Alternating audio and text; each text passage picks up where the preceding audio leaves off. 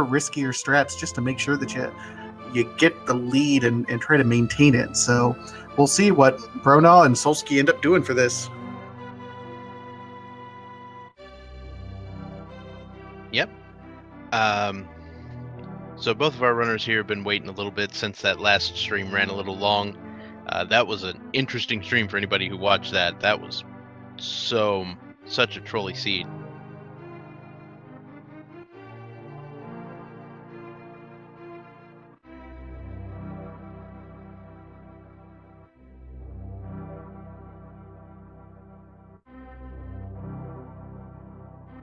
Absolutely. It lasted a little bit longer than we expected, but it And really there we trolled the go. heck.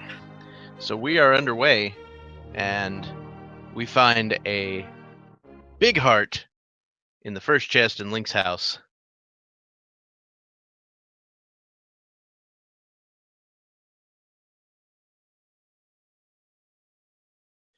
So FW is heading down to the Haunted Grove area immediately, while Solski's heading for the uncle.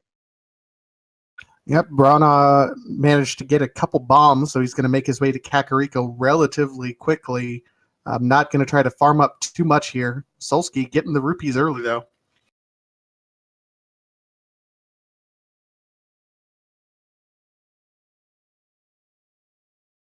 Right. So FW finds something he likes on the race game. Solski, meanwhile, finds the lamp, so an early lamp from your uncle, gifting to you the light of the world. That will do it.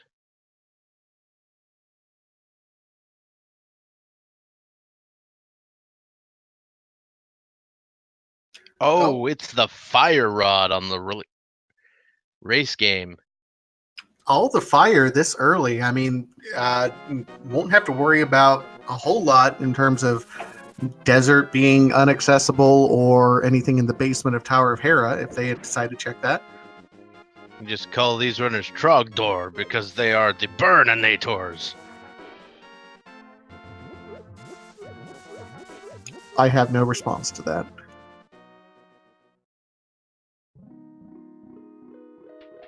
And just a big 20 on the lumberjack ledge. We got ledges everywhere. I just keep There's a ledge using them here. all. There's a ledge here. There's a ledge there. He did spam his lantern there a little bit out of frustration. Was really hoping for something there. Yeah, sometimes an Agahnim required seed, especially if you practiced Agahnim, can really do you some good. Alright, so FW is taking the guaranteed bombs out of the bombable hut on the southwest corner of Kakariko. Meanwhile, Solski finds a sword in the thieves' hideout in Lost Woods. I'm starting to get a little bit anxious here. We've had the lamp, we have a sword. All we need is either another sword upgrade or the cape, and this seed is pointing us towards an early Aga requirement. Yeah, that is quite a possibility. If they get a second sword or a cape, they could absolutely do that. But still plenty of randomizer, plenty of open spots to check here before they delve into that. We could get something opened up very quickly. Absolutely. All right, so it's time for the two most readily available big-time item locations. We've got the well and Blind's hut, and the moon pearl is the first item we find in Kakariko Well. All right, a little bit going here. Absolutely. And we got blue mail. That's a banana hat for you. Another sword is there. And the hammer. Uh-oh. Oh, well. Well. I think Bronaugh did well making this rounding decision, don't you? Pretty well. However, that's our second sword. Like, if they still don't quite have Dark World access, even with the Moon Pearl and the hammer. They still need a lift upgrade. Without it, we do have Agahnim already unlocked. That is true. Somebody could make the bold decision to just YOLO it. I ship it. There's not a whole lot sitting there in Blind's hut.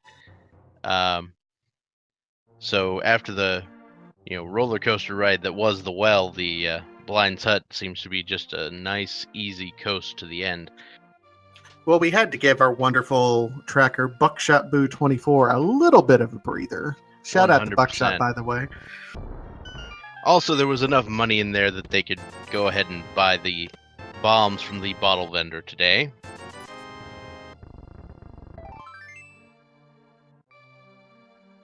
FWBronaugh is about to go pick up his Master Sword. Getting trolled with the soldier there a little bit. Don't you hate it when that pops up?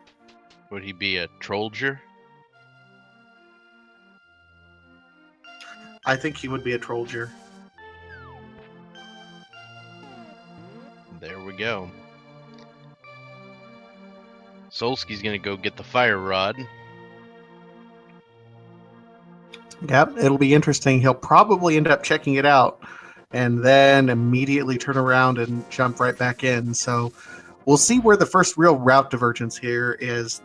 Of course, Kakariko is the early stop for literally every runner, but we'll see what happens afterwards. I feel like you've got enough progression at this point that you don't just YOLO the race game. Yeah, that's a good point. And, I like to YOLO the race game if I don't have maybe one item up to this point in time, but with this much value that you've gotten so far, you double check it first. Alright, so FW's heading down to South Hyrule. He's going to want to check the uncle at least at some point for the purposes of, acquiring the lamp. Well, it's possible that he avoids it at least for a little bit. He's gotten so many value items up to this point in time. If he gets one more, it could guide him another direction, which would be absolutely tragic because as efficient... Oh my god! What is this? Bacon-tempered Cheeto sword. Tempered sword, sub 7 minutes. What is this business? If the butter sword is under the damn water, I'm just gonna quit life. Table flip, it's done. Anyway, I was saying that it's entirely possible that if Bronaugh ends up finding enough value to guide him elsewhere, he may completely avoid going to Uncle, which the lamp is just a really nice item to have to navigate these dark rooms. It tells you a lot in terms of what kind of seating and routing you end up having to do. So avoiding it is at his peril, but he may go elsewhere. Sufficiently skilled players do not need the lamp, but they never mind having it. Oh my god, butter! So it's stop 8-minute butter! I can't believe that's butter. Wow. And I'm seeing chat shout out, we have a hook shot as well. What? The hook shot found in the dark escape chest? Was that right? Wow. Solski, I like the play that Solski is making because this is an area that you only usually think about when you have a lift upgrade. But it's not required that you have a lift upgrade anymore since they made the throne room always open. Yep, so it's a little bit, I think the logic does dictate you need a lift upgrade according to that, but with the lamp, he's able to get in there.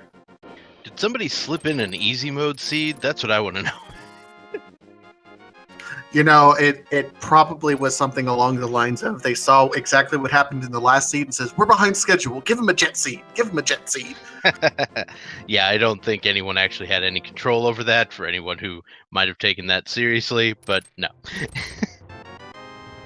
But It's it is nice kind of to hilarious. wonder. And Solski, having acquired that hookshot, is getting some a much easier route through this dam area. Bronaugh almost forgets to go and check Uncle, so he'll find his lamp here directly. It's about to be lamp times.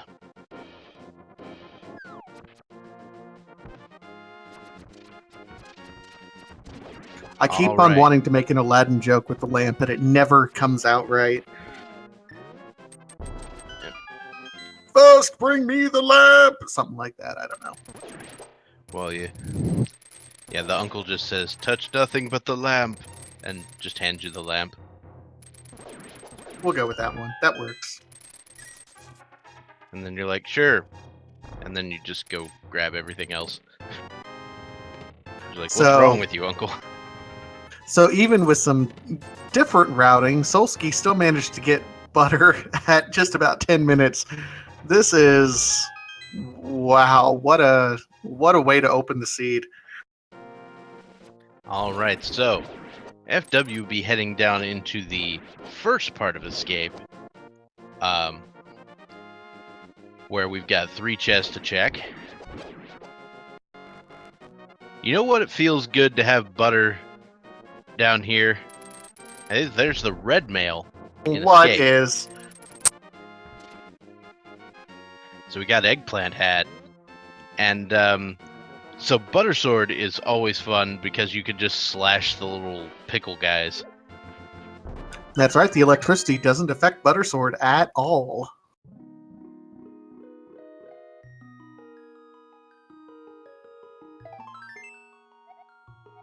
It's interesting to note, Bronaugh has red mail, butter sword, moon pearl hammer, and still doesn't technically have dark world access here. Wow. Yeah, I mean, I have seen seeds with post 1 hour power glove. It's happened before. It could happen now. That would troll us a little bit. All right, so down here in the dungeon chest, we've got just a big 20. And so FW will be piecing out. Meanwhile, Solski is following in his footsteps.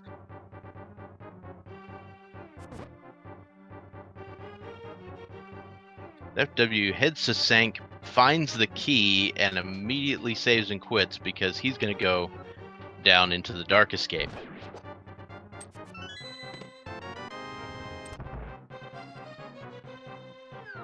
So after all this, once again, they still don't have Dark World access, and they don't even have access to Death Mountain.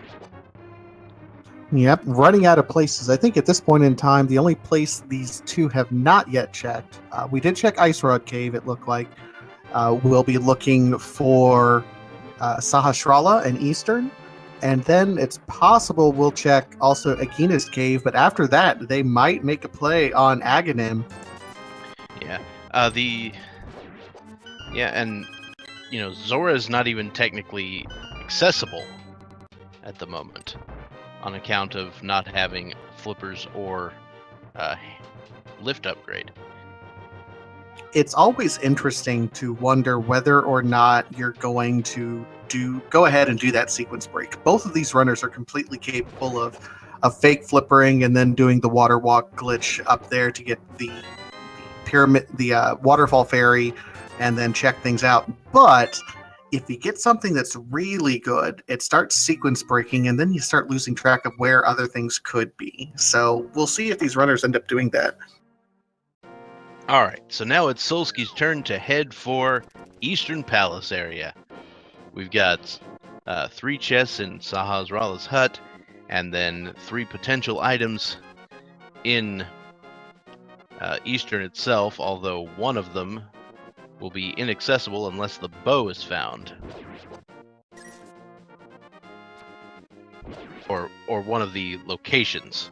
That is, you may have all 3 items in the first 5.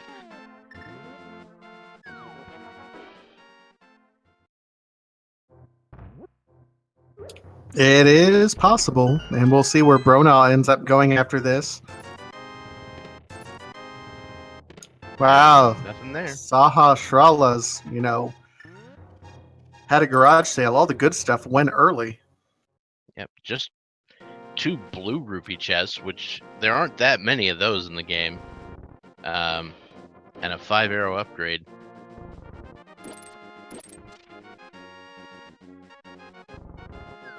Solski has a little bit of a lead in this particular routing decisions that they've ended up doing, but Bronaugh right on his heels at this point. It's anybody's game. And into Eastern Palace we go. Now, Eastern Palace is a crystal, and Eastern Palace is one of those weird dungeons that I like going into early more when it's a pendant. You're going to have to explain that logic to me here. Because if it's a crystal, you got to double dip it. Usually. But if it's a pendant, you go in, get the items, never come back. Okay, that's fair. I don't really mind double dipping Eastern. If you have to double dip anything, this is kind of the most common to double dip, I feel. Yeah. Just because it's so early access, except the boss, which is locked behind the bow.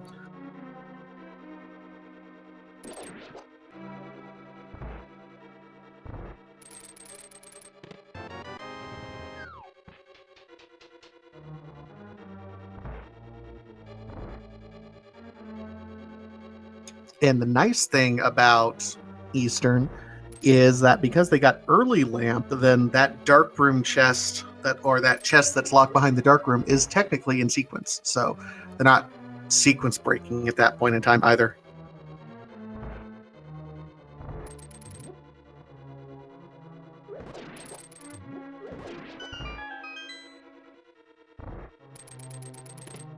And there's the big key.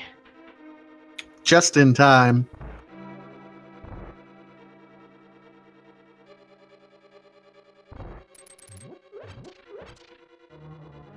So far, not much.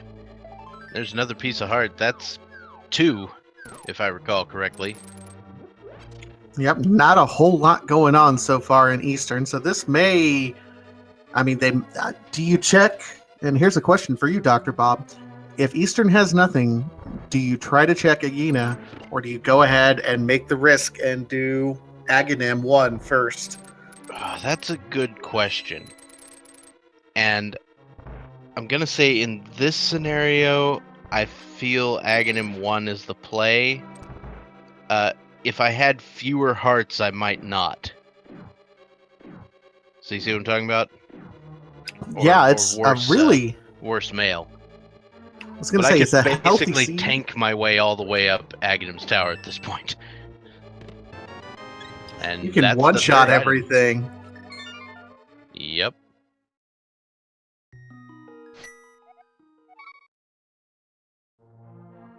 Yeah, so the idea about sequence breaking is that if there's a sequence that is broken, the logic would have expected you to go one way, but you didn't. So you can sequence breaks can lead you the wrong way a lot of times, but they can also give you information about where certain items can be based on the fact that you know that you needed this item to get this other one, so you know that the original item is somewhere before that. Absolutely. Sequence breaks aren't disallowed in any capacity. They can cause some additional confusion, though. So if you can follow the logic, some runners prefer that. Other runners like getting that extra knowledge from the sequence break. So it's really just a style decision at this point in time. But it's a style decision that has paid dividends both ways, as we've seen in this tournament. All right, so 10 arrows on the ledge for desert. And so here's our first routing switch. Solski going to Agahnim. Meanwhile, Bronaugh, it looks like he's going for the Agahnim play. So we will see which one pays off. And it's Aga.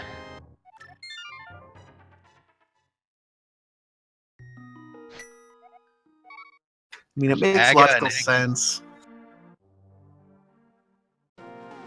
Yeah, that always confused me. Agahnim and Agina. As a kid, I think I crossed those names a lot. That's why I say Agina instead of Agana, which sounds way too much like Agahnim.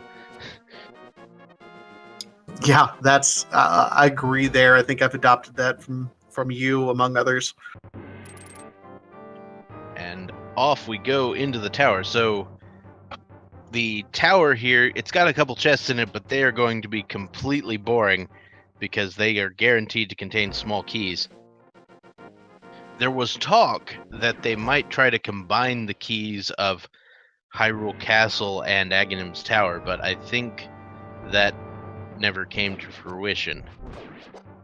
That would be incredibly rough. I would love to test that seed philosophy, but I would also be absolutely terrified of those seeds.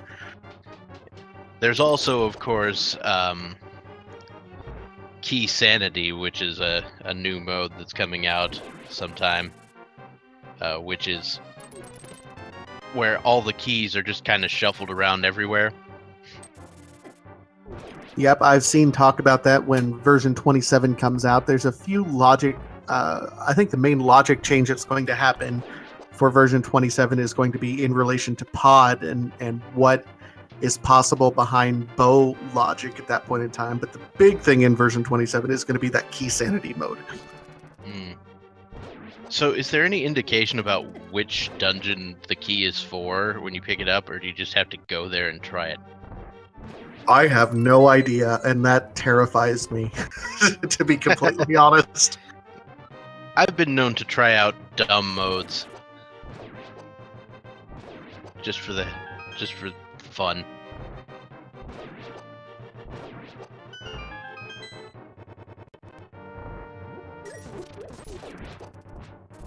Apparently there's some text that tells you. No, well, that's good. Absolutely. Alright, so FWBronaugh heading into Agahnim. We've got some blue balls to figure out. Let's have a quick check from chat. How many blue balls do you think Bronaugh is going to end up seeing here? We know that Solski will likely see the same amount unless a mistake is made. And there's one. So we already know that the maximum amount we can see at this point is like 10. No, 7. And not even that now.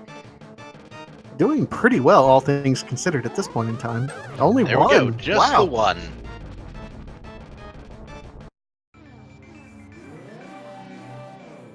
So one set of unfortunate blue projectiles, and that will finish off the Agahnim fight. And that gets us our access to the Dark World. And to big 5 rupees.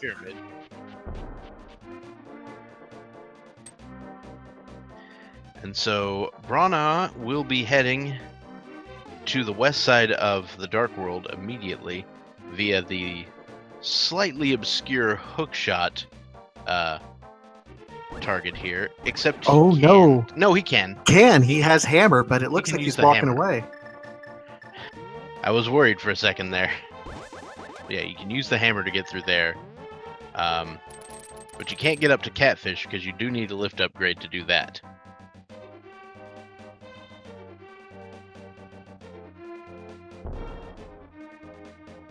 And off we go.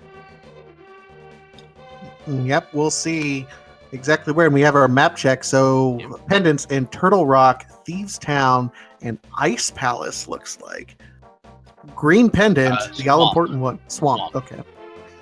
And green pendant is Turtle Rock. Wow. I believe Meyer was Crystal 5. I didn't see where Crystal 6 was.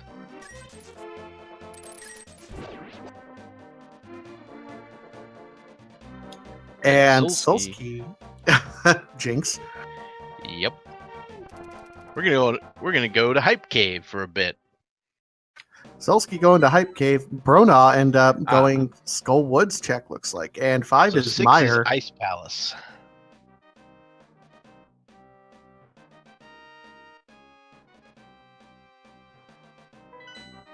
All Is right. that vanilla? 5-6 just flipped? Yep. And there's the Power Glove in Hype Cave.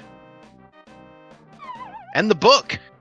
So, reasonably Hype Cave in this particular seed. I'm on board with that. They definitely have a good enough sword to get the tablets. And we have a mushroom in Skull Woods. So Think that mushroom's going to lead to something? Something? Maybe? I mean, it is Skull Woods.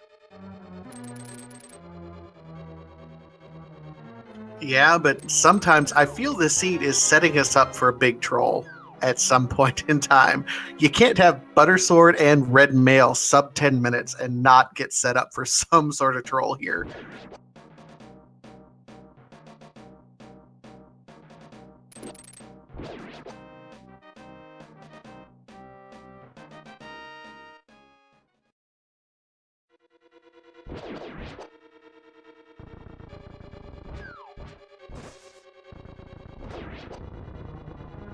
Alright, so FW gonna head into the vanilla big key room in Skull Woods.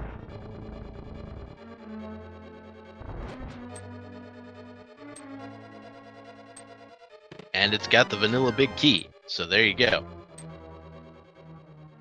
And 100 rupees at the digging game after what appeared to be 14 digs. Or 12. Yeah, 12. So, with the knowledge of our crystals and pendants, we can start calculating the pedestal hype index. I'm already calculating it here. Man, Turtle Rock being a pendant really cuts down the number of items that could possibly be on the pedestal. But I mean, it's not without its troll possibilities. One big one that can be there is the bow.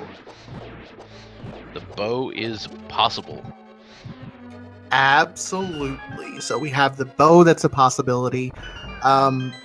We have if the medallion that gets us into Mire is different than the medallion that gets us into Turtle Rock. That could be on there. Another big one, if Desert ends up being Boots locked for whatever reason, Boots could be on there. Flute could be on there. Unfortunately, the big ones like Cane of Samaria, Flippers, Mirror, Ice Rod are not going to end up being on the pedestal. So some of the major items, but we still have plenty of possible pedestal hype.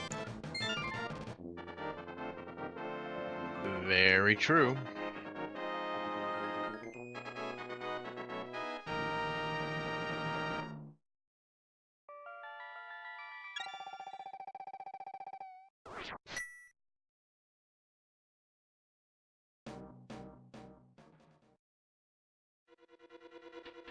I really like this play from Solski, where he immediately goes back to the light world and heads over to Death Mountain, following that logic with the Power Glove. It feels like he's letting the seed lead him to the high-intensity locations like Death Mountain. As soon as it's unlocked, he's going there and letting the seed lead him. I just love the play by Solski here. Yep. So when the seed is initially generated, the likelihoods of different items being in different locations are pretty equal. However, given your knowledge of current items placements, the fact that certain places become unlocked, that makes them just that more likely to contain the items you need, at least from my analysis of the algorithm. Now, I could just be making stuff up. Hey, there's a mirror. And the mirror, okay. And the Cane of Brian. second best cane in the game, of course. Yep. Brian, if you're watching, we found your cane. There's a compass in the big chest in Skullwoods.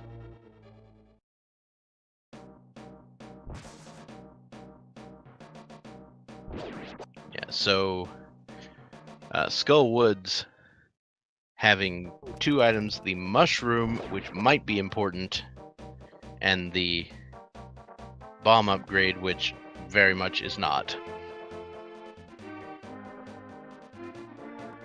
Alright, heading into Spiral Cave. It is Resident Sleeper time. So we're going to be going around in circles for a while with no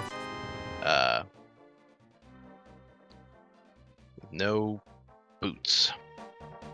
It surprises me a little bit that Solski is routing Spiral Cave in here now. He could go over and check both Tower of Hera and the Ether Tablet and then route this back on his way back. So that's a little intriguing to me. He might like save and quit here and go to Mountain Cave and just start from there. Go up the other direction. No, true. And that seems like what he's doing. There's the powder in Thieves Town. Bronaugh doing all the fetch quests here directly.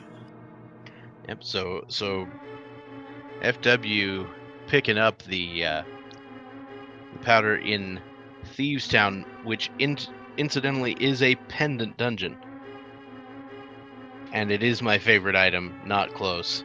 I don't have a problem. Is it the sparkles or the glitter? Now I'm pretty sure it's the I get a fairy when I'm about to die. That's fair. Yeah. So the powder is my favorite item because I'm bad. No worse than me. Here's Solski at the Ether Tablet, and it contains big 300. All right. So that's enough for Zora now. It's enough for Zora and his flippery friends if they want to grab a few. Yep.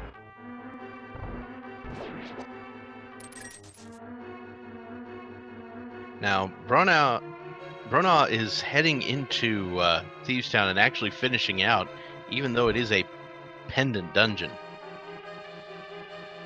I can't say I necessarily disagree with it. We've seen a lot of times where these pendant dungeons have been absolutely required and something is in there deep in version 26. So I can't say I fault him for it. Yep. Alright, so Solski is heading up Tower of Hera. He's already found one of the items. It was a set of bombs in the vanilla map chest.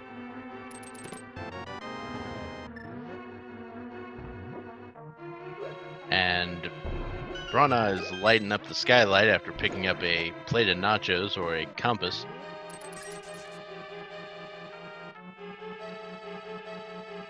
And Solski picks up a burrito, so we've got the whole Mexican buffet going on here. And Solski picks up the second item for Tower of Hera in the big chest. Nothing else here except for the crystal that he'll get.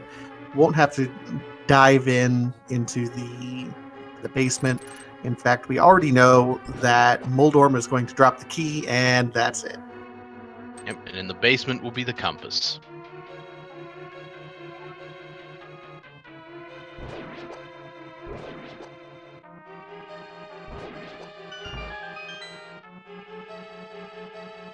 And off we go. So, ooh, Bronaugh getting knocked off, trolled a little bit here by the electric jellies. So Bronaugh, utilizing a little-known feature of this game, in that room above, where you generally pick up the square block and head downward, you don't have to pick that up to progress. You can kill all the enemies in the room and the door on the left opens. I have once found myself stuck there, and I was like, what do I do? That's what you do. Kill everything. That seems to be a pretty reasonable strategy. What do I do? Kill everything. I don't think it's a strategy you want to use in real life that often, but as far as this game goes, it's certainly viable.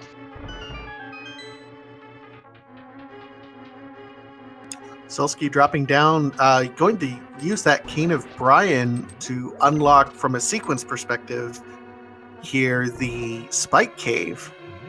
Yep, Brian and Half Magic gets you enough to do this. They implemented this in order to make it so that you can guarantee there will be some way to not take damage on the way there.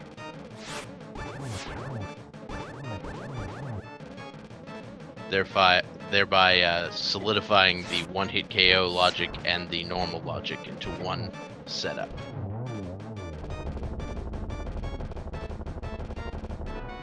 And just big love on blind.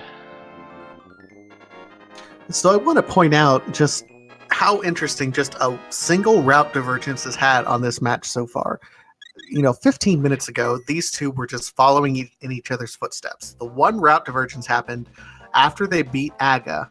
Bronaugh went north, crossed the river, and into the village of Outcast. Solski went south to get Hype Cave, and since then, Bronaugh found the flippers. Since then, they've not even come close to each other's hemisphere. But yeah, the flippers are there on in the chess game in Village of Outcasts. So between the two of them, they do have access to Swamp, which, is nice. Yep.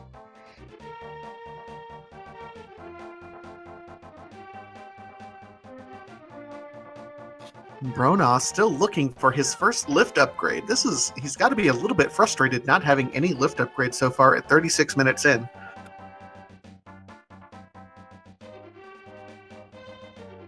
Yeah, no lift upgrade can be pretty daunting.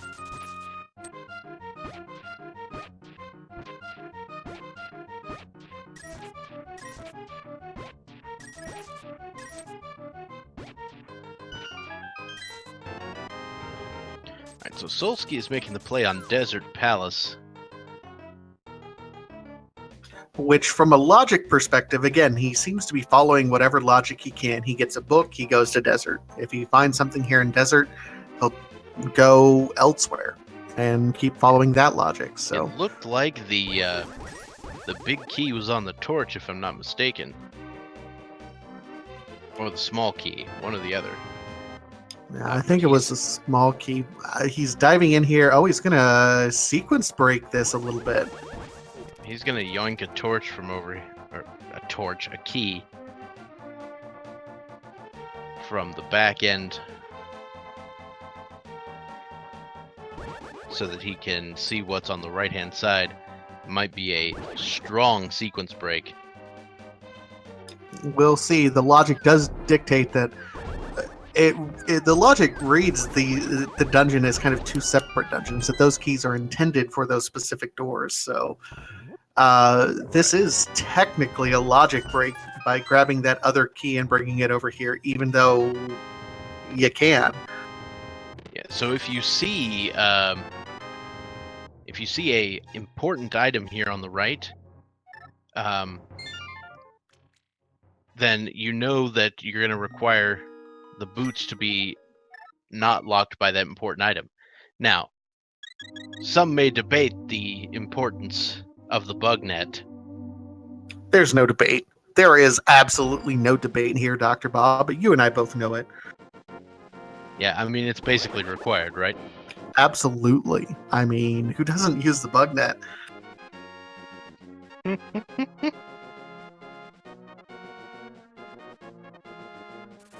All right. So FW will be following the footsteps of Solski and heading up to Death Mountain after picking up that lift upgrade in Hype Cave. Meanwhile, Solski looks like he's going to follow Bronaugh's footsteps and head over to the Dark World. Yep, this time a little bit easier, not having to hookshot across a river, but still having to go around in sort of a backward way. Now, we could also see the pedestal check coming up, probably around when he destroys Mothula. That could be important because right now you have access to Thieves, you have access to Swamp. If you end up being able to clear out Turtle Rock entirely, you want to know as soon as possible if that, for example, bow is on the pedestal. And I would just absolutely love that. And I think chat would love that too.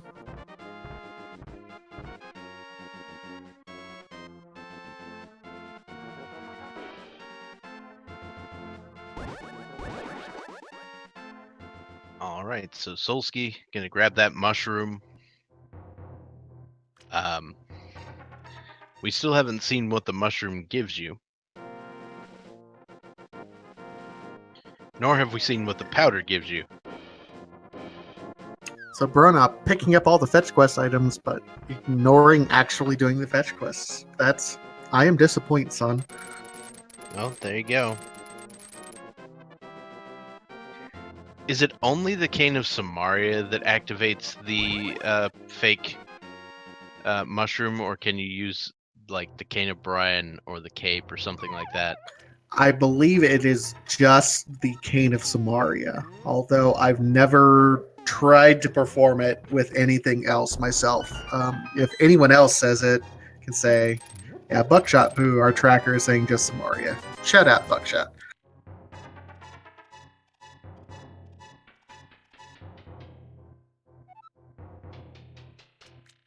Alright. So FW gonna pick up that mirror.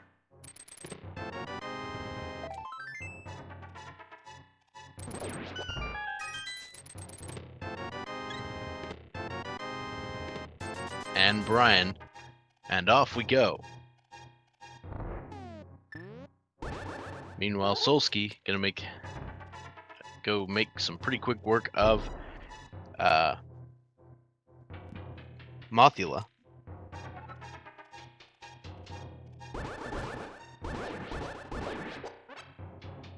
Yeah. You don't want to have to turn in the fetch quest right now, but sometimes the seed will require it. Having the butter sword this early on just feels so good. Can take care of those Gibdos no problem.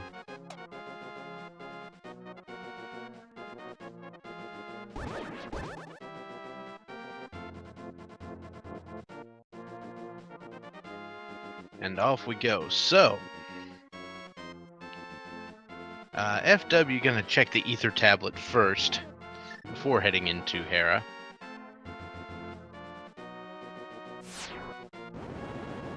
And let's see if we get a pedestal check from Solski.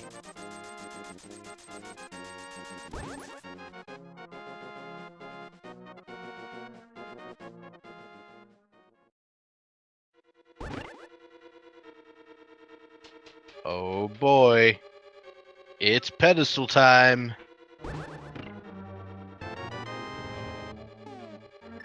I'm starting to get hyped. Are you getting hyped?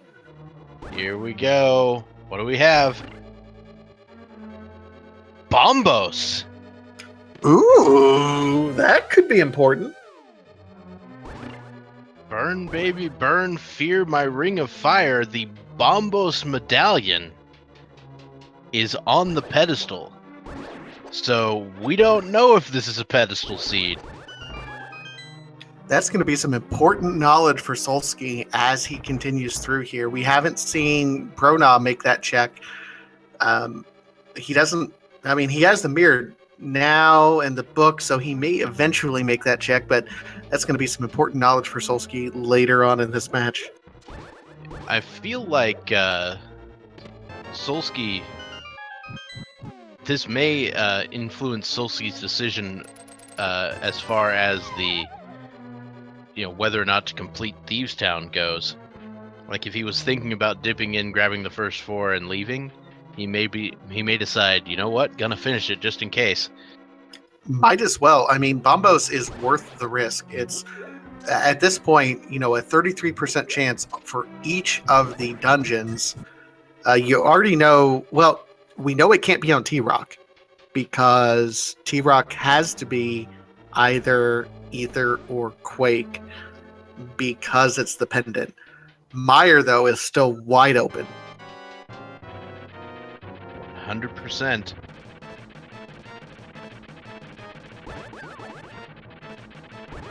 And the Butter Sword just making such quick work of Moldorm.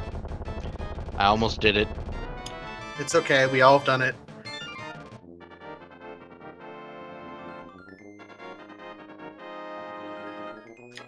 Now, I would say for Solski, as soon as you get the means to go check Meyer, you drop everything and go there. Because if you need Bombos to get into Meyer, it changes literally everything that you do from that point forward.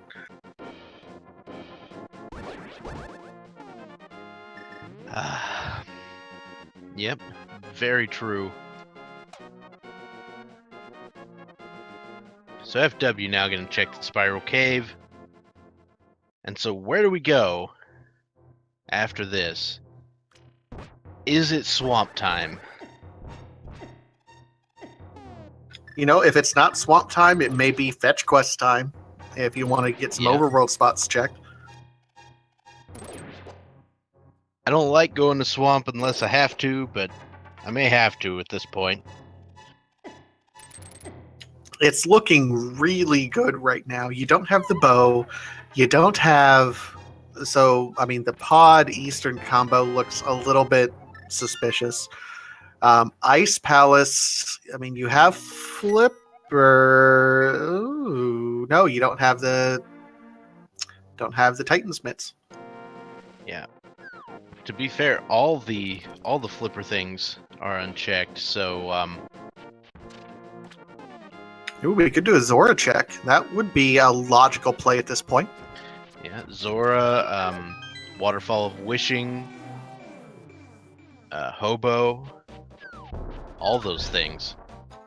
But it does look like Bronaugh is going to make the play into Swamp. Now, he doesn't know that Bombos is on the tablet, so he's going to check over here the Vanilla Bombos tablet first. Yep. It's a perfectly reasonable play since you're down here.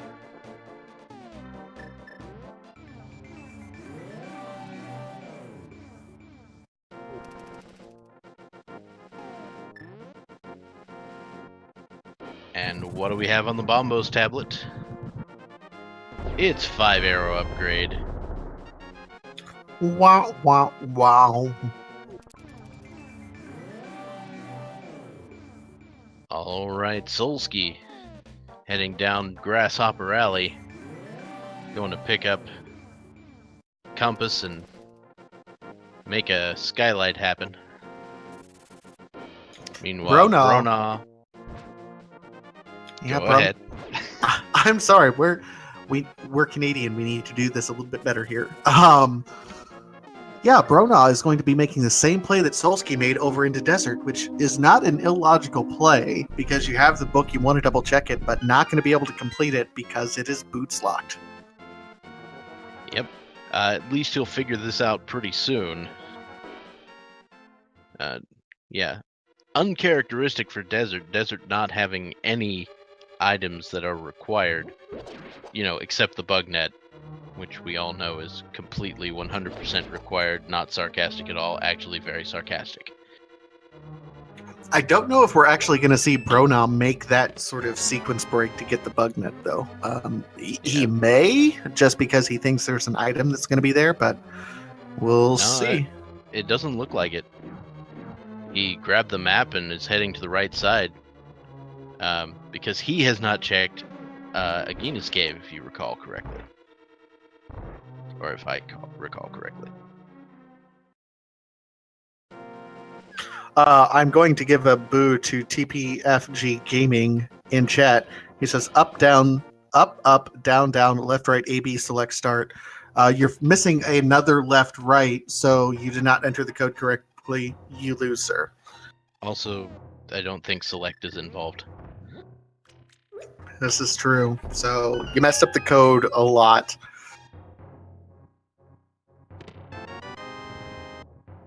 Meanwhile, Solski on his blind fight. Why? Hammer?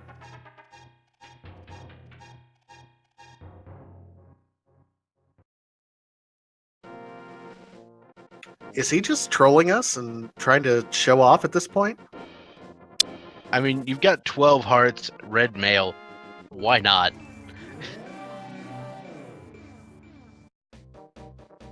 I mean, it takes the same amount of damage with any weapon that he can be damaged with.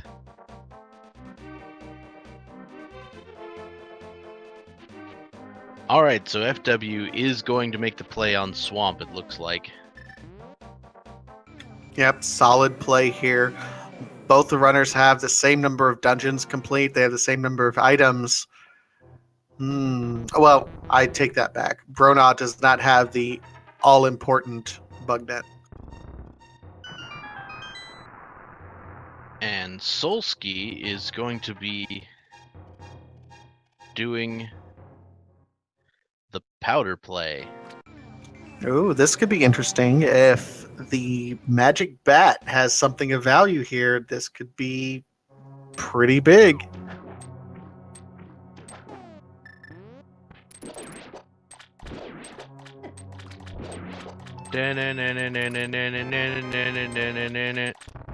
Rupees.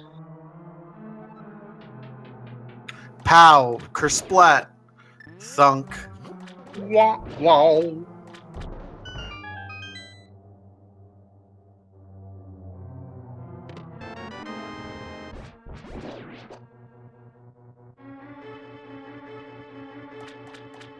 So Bronaugh making his way through Swamp, which feels like the right play at this point in time, but there's still a lot of locations that Solski can check, the overworld locations with the mirror. They're a little bit spread out. Things like the Graveyard Ledge, the South Hyrule Ledge, the Grove, even checking up here to see if anything's on this Bumper Cave Ledge. Yep. So there's just a small, piece of heart on the Bumper Cave Ledge. And I imagine we'll see Graveyard Ledge checked.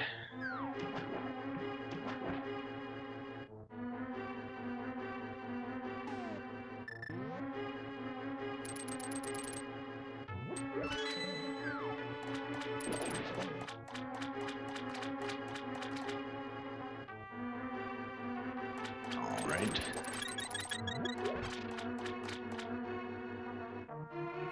You gotta like the prize pack that this randomizer happened to give them. So many fairies from just nothing enemies that are really helping out both these runners. It's almost like they don't even need the powder. I mean, just 20 rupees in the Graveyard Ledge as well, so a whole lot of diddly coming up on this side. Looks like Solski might be doing even more, like heading over to do the catfish and the mushroom play. That would be interesting because you can also route Zora in together with all of that. So it's a logical play, and you can get some pretty significant, I would say, time savings by routing all of this together. It just feels like it's taken so long, and Bronaugh's in a dungeon. Yeah, well, the way I see it, you got the same amount of... You got a few more items potentially going this way, and it's taking about the same amount of time as clearing Swamp. So, you never know. Seems pretty good. You never know. So he's going to be disappointed. Oh, never mind. Nope, that works. Mirroring out does work. I don't know what I'm talking about. It's fluting away that doesn't work. The interesting thing is that if Bombos ends up being required, Solski's going to end up having to go into Swamp anyway. Now, we haven't seen anything in Swamp up to this point in time from Bronaugh, but if it ends up being required, it could play to Bronaugh's advantage, even though he doesn't know it yet, because he has not yet checked the pedestal. Yep. So Bronaugh finds a bottle with a fairy in it, which is their first bottle. What? And silvers. The silver arrows. Alright, so just a piece of heart on the catfish, and let's see what's in the Waterfall of Wishing.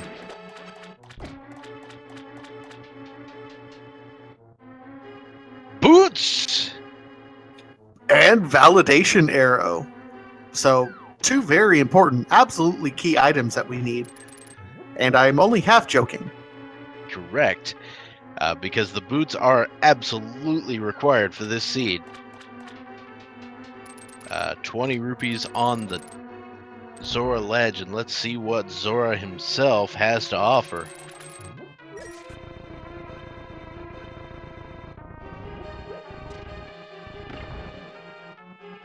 ₹500 for 20. That is life lessons the learned. Quintessential life lesson. Ladies and gentlemen, if you have learned anything from Randomizer you can apply in real life, is that do not make financial transactions with someone with gills. Right. Do not engage in trade with fish. Seems like it's an important life lesson that you should have learned a long time ago anyway. Yeah, that is true. Boots do save a lot of time in swamps, so that's a good thing for Solski.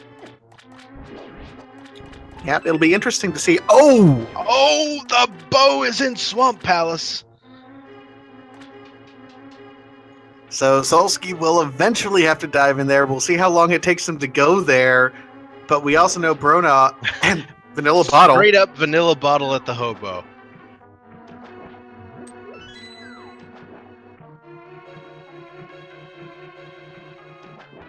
Alright, so Solski's gonna check Sick Kid, I think. He's worried that bottle is going to lead to something. Not. What's he doing? Oh, he got boots. And forgot he doesn't have Titansmith. Yep. So he's at least gonna check Bonk Rocks.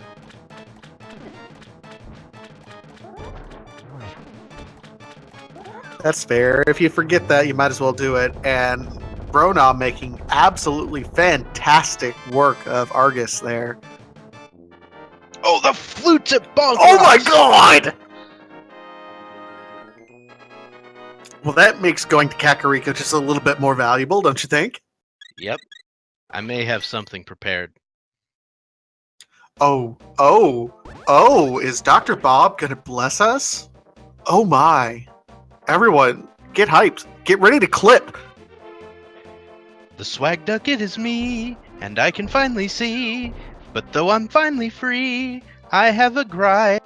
I'm going to ignore what the runners wish for. This tournament needs more pedestal hype. Oh my god, that is absolutely amazing.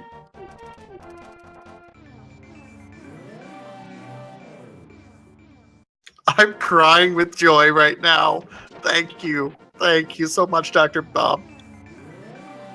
I've used that one before, but it felt pretty appropriate for this particular seed.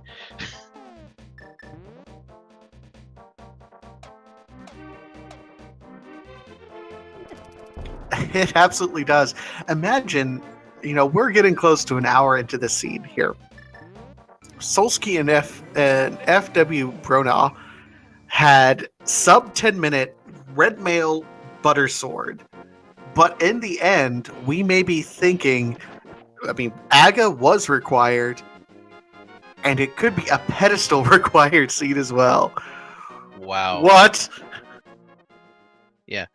Unfortunately, we still can't find out whether the pedestal is required at the moment. We can't even figure it out because we don't have Titansmith. Yep.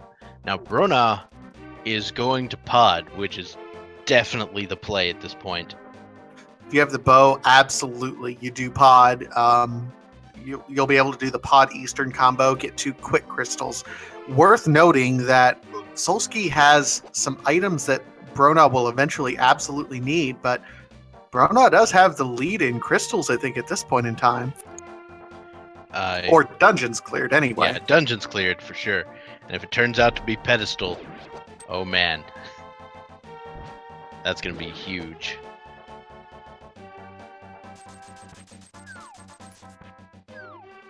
And surprisingly, yet Bronaugh has not checked Pedestal. So it's interesting that even though he's leading to get the Pedestal, he might avoid getting that Turtle Rock dip just because he doesn't know. Yep. Now we know for sure that if it's going to be a Pedestal seed, we're going to need to see another medallion.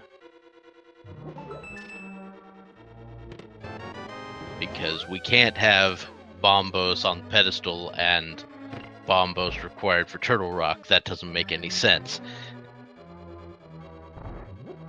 Nope, absolutely not. And it looks like Solski's going down here getting Bombos and possibly making the play into Swamp. So he won't be that far behind, and he'll have some advantages here with Boots and a few other things, I think. Yeah, so the it would have been a good move for Solski to do King's Tomb while he was up there. Unfortunately, he wasn't in the Dark World and doesn't have the mitts, so he just decided to skip it.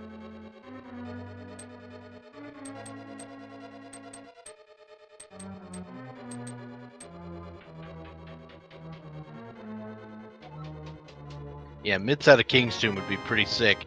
There's the shovel in Palace of Darkness. That's an interesting place for the fetch quest item there. Usually we just see nothing but keys in this first part.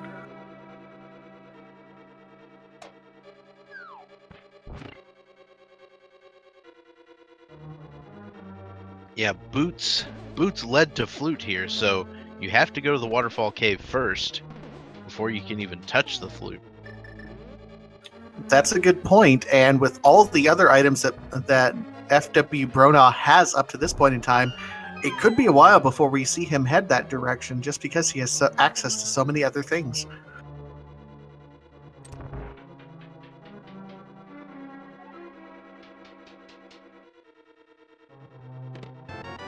And so Solski is doing the dip into Swamp. We've seen Swamp before. Meanwhile, Bronaugh is taking care of Pod. Now Bronaugh has taken care of the business in Pod, and now we're going to get to the party.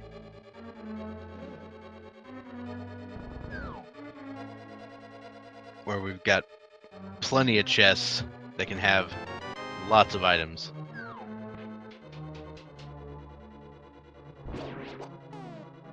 This is the party in the back, mullet dungeon pod. Let's see what we get.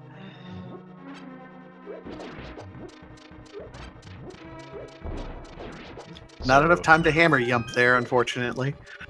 Yeah, but I don't think we've seen the big key yet, so I could be wrong. Yeah, I think you're absolutely right there.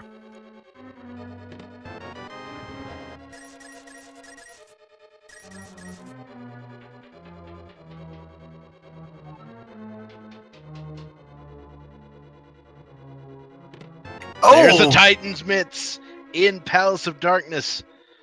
Oh. This is simultaneously great and horrible for Bronaugh. Great because it leads him into a lot of different directions. Horrible because it's going to lead him away from that waterfall fairy where he needs to go for boots, which will eventually lead to other items that he absolutely will need. Wow. Most notably the flute.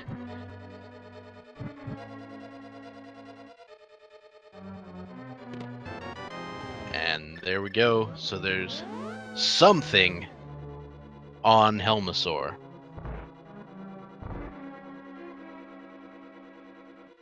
Yeah, I think the crystal or the Titan's Mitts here will probably lead Bronaugh to Ice Palace or to Dark Death Mountain.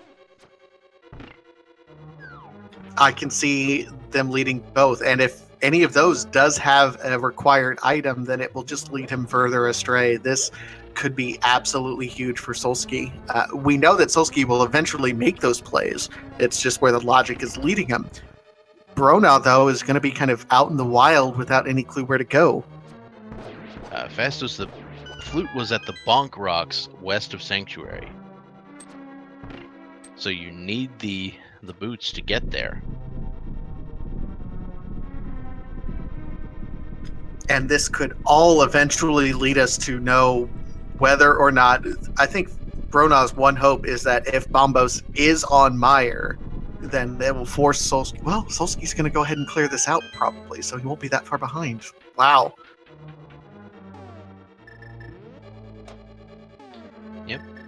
So Solski's going to get the bow pretty soon, which will take him probably into Pod, which will allow him then to finally check what the Meyer medallion requirement is.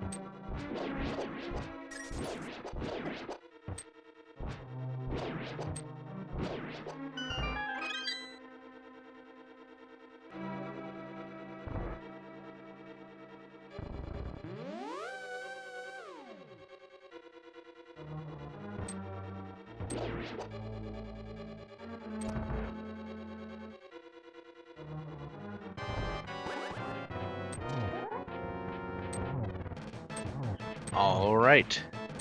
So Bronaugh heading into Helmasaur King fight. This will be pretty straightforward. You've got both Silver Arrows and Butter Sword, equally good ways of taking care of Helmasaur here. And a single shot to the glowing jewel of Helmasaur takes him down. And just some bombs on Helmasaur.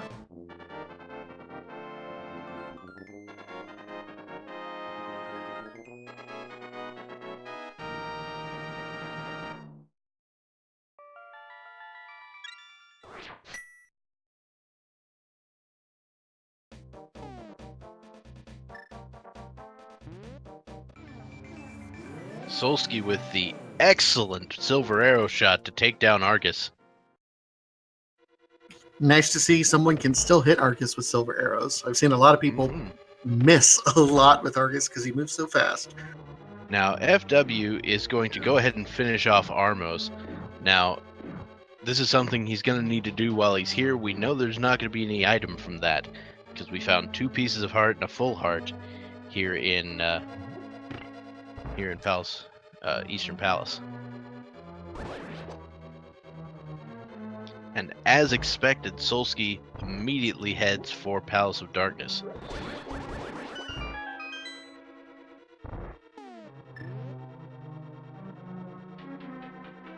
So, after Palace of Darkness has been cleared, I expect we will see what the medallion requirement for Meyer is. That would be nice to see from Solski. Meanwhile, Bronaugh working his way through Eastern. Question for you, Dr. Bob. If you were Bronaugh, what would your play be after going through Eastern? Let's see. I'm Bronaugh. I have a bunch of things. I think I would probably go to Dark Death Mountain, because there's a lot of stuff there. Yep, you have Super Bunny Cave, you have Hookshot Cave, and if you end up getting lucky and finding the Cane of Samaria, and whatever medallion. We have no medallions! Yeah, you gotta have two different shots to get into Turtle Rock there.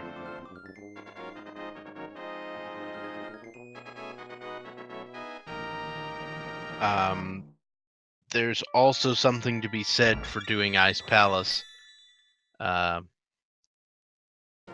It's pretty close by. It's close by, and Ice Palace is one of the 5-6, although the other 5-6 is Meyer, and if you're Bronaugh, you're still looking, where's that flute going to be? So, yeah, I think it looks to me like Bronaugh is doing the play on ice. And I can't read his mind or anything. But I can't think of any other reason he'd be heading this direction. Now I'm walking this direction. I tend to think you're right. He's heading over to ice. He might like do hobo and stuff first if he thinks about it. I think he checked hobo, if I recall right. He mirrored over, didn't he? Yeah, you're probably right. But he hasn't checked Waterfall Cave and Zora, so he might check that first, or he might go straight to ice. And that's what he's doing. That's gonna hurt for Bronaugh. The longer he delays, the more Solski can not only catch up, but eventually pass him up.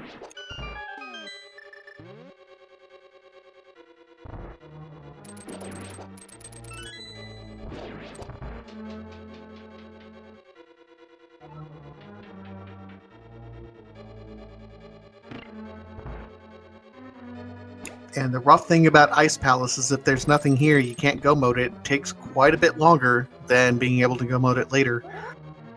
Yep, we will see what's here in Ice Palace. There might be something important. So far, just a big 20. That's one down, one item down, and 2 to go.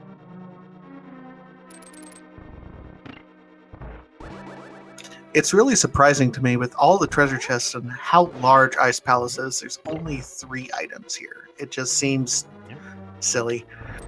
There's just a ton of keys. Alright, Solski picks up that Titan's Mitt. Gonna be grabbing a small key out of this chest. And then heading into the dark rooms.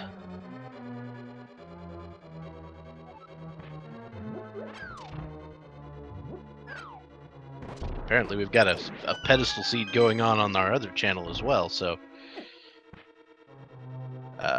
we may see one here. Simultaneous pedestal seeds, what are you gonna do? Split screen them and watch us all and get really confused with the commentary. Sounds good. Alright, FW pulling off the Ice Palace bomb jump without any incident.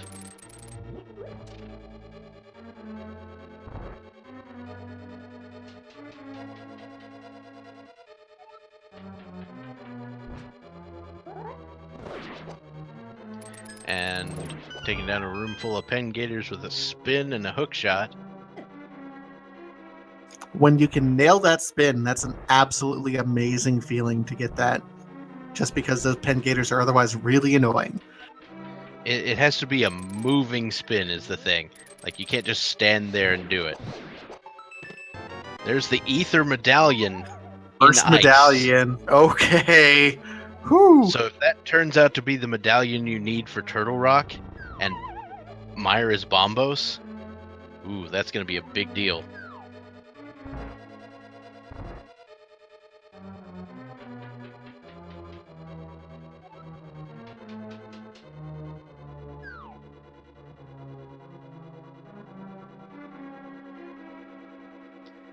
Alright, so Solski heading over to Helmasaur,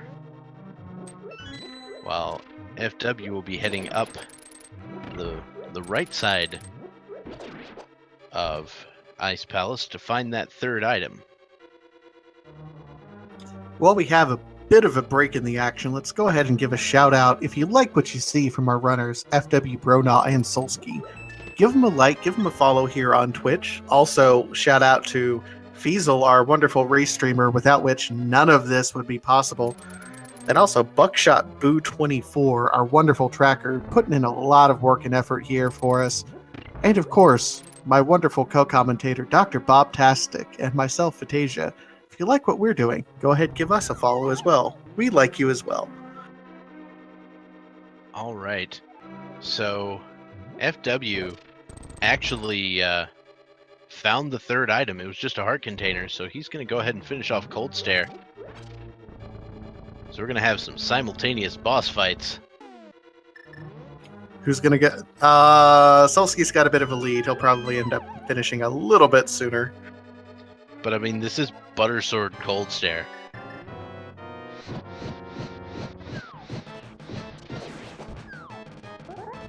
This could be interesting. Andy gets him knocked in the corner, and he's done. Yeah. And Solski done too.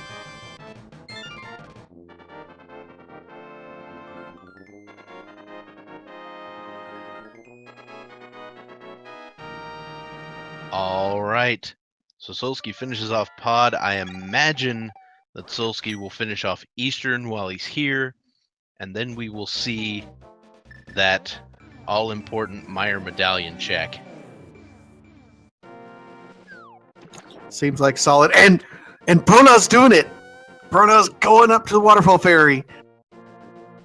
Yep, we're gonna see Zora check. We're gonna get the boots, and then the flute will be possibly available right after that. That is just an amazing routing decision. I didn't even think about it being right there, but that's just absolutely huge for Bronaugh, deciding to go ahead and do this routing.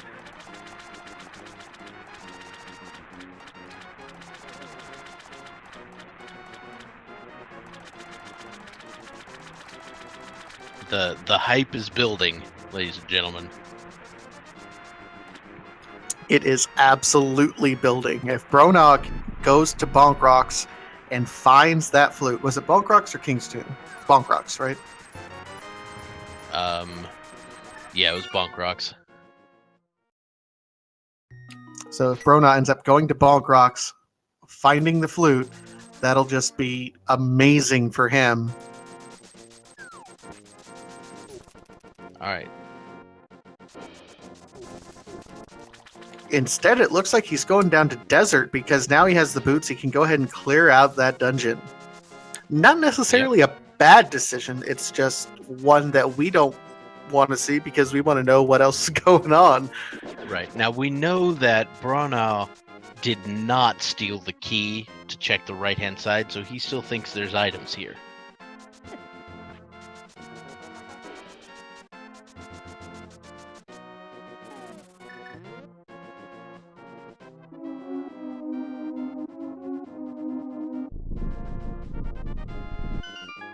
Alright, so Solski quickly putting an arrow in 6 different statues, netting him a crystal, and we're about to see it. Is Bombos required? I If absolutely Bombos have is to required, think. Yep. Then we have a pedestal seed.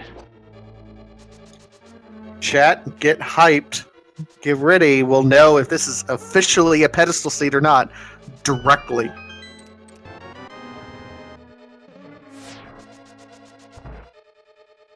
One in 3 chance, 33% chance this is going to be a pedestal required seed.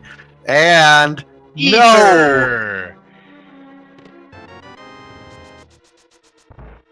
And the pedestal dies.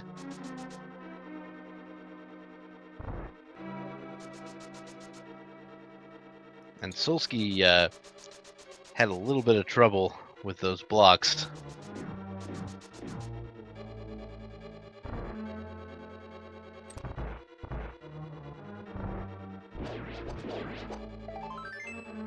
That is too bad. I was so hyped. I was thinking this would break the streak. But no pedestal required here. Alright, so let's see what is in the checkerboard cave.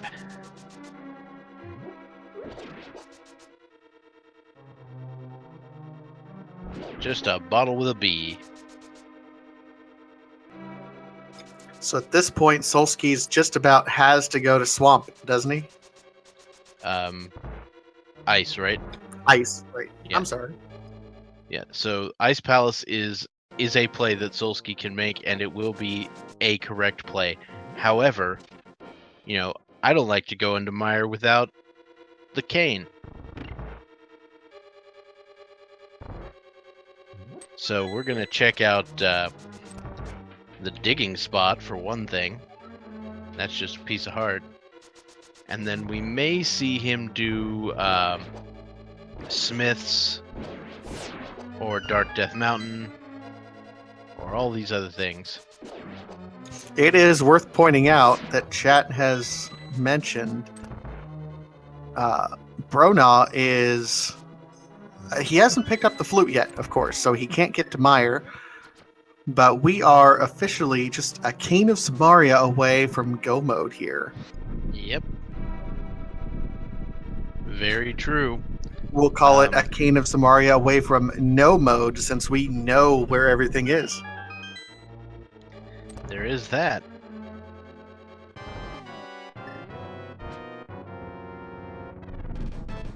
Fat Fairy can't have it because you need Meyer's crystal to get it.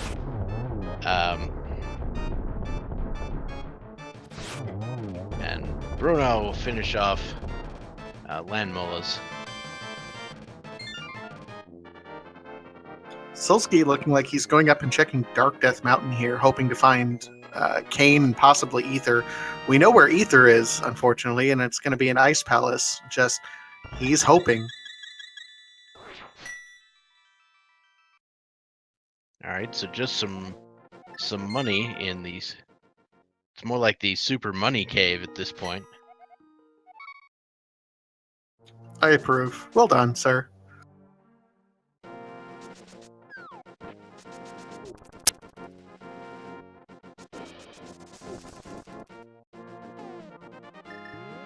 And more money in the Hookshot Cave. Let's see what we got up here. We got money, heart piece, arrow upgrade, and more money. We may get to see what the Turtle Rock medallion is. It's worth a check. You never know, although we know that Quack. it's Quack. It's going to be very difficult to go into Turtle Rock because the only item we're away from go mode is Kane. And Kane can't be in Turtle Rock. Yep. So, Turtle Rock, really not necessary at all.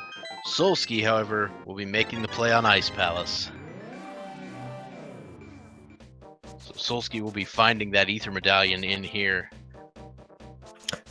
Chaos Lord asks in chat, what parts of Turtle Rock can you reach from Light World Dropdown again? The answer is absolutely none. That is considered a major glitch sequence break, and it will disqualify you from the race. Yeah, there's no way to actually get in there from the Light World because, of course, you don't have a real way of going from light to dark. Dark to light's easy, but light to dark not so much. And but yeah, it's real hard to get there. Yep. So we'll see Solski make his way through, and Bronaugh going to be checking Jeremiah, my good friend, or at least he was a friend of mine. Right now he's a bullfrog. Yep. I'm told he has decent alcohol.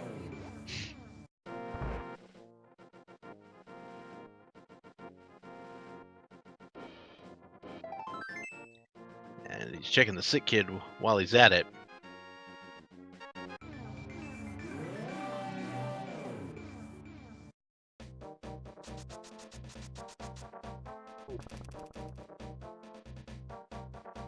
So at this point, it's looking like that Kane is going to have to be in Meyer, isn't it? It's possible. Either in Meyer or here with the Smith chain. It's possible. I guess we have not checked things like these hammer pegs and the Smith. We also haven't checked King's Tomb.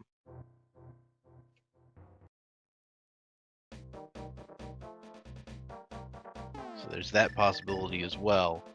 Let's see what the Smiths have.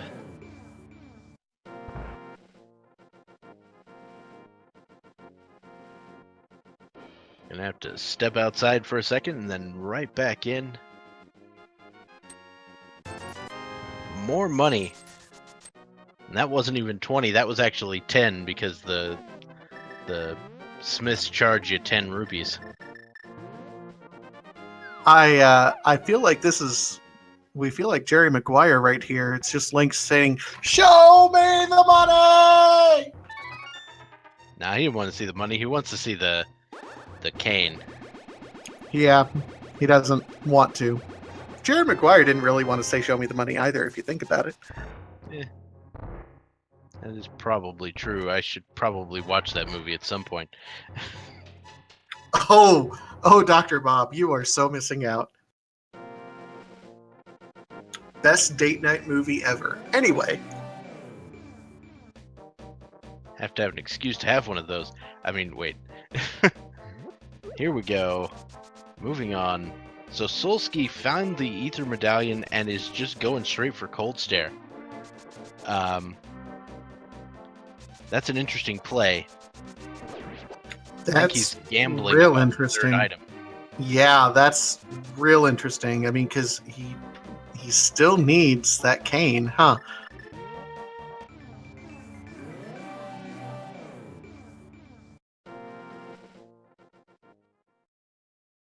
Solski having an equally impressive Cold Stare fight, though. And Bronaugh is going to take the time to go ahead and check up here to see what's going to be on the pedestal. Yep. We know it's the Bombos Medallion, which he will now be thinking maybe it's a thing, because once again, he doesn't have the flute. So now he's got to find the flute. He may opt...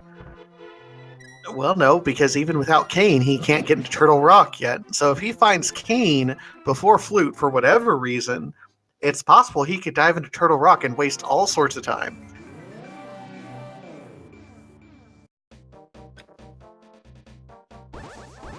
It's quite possible.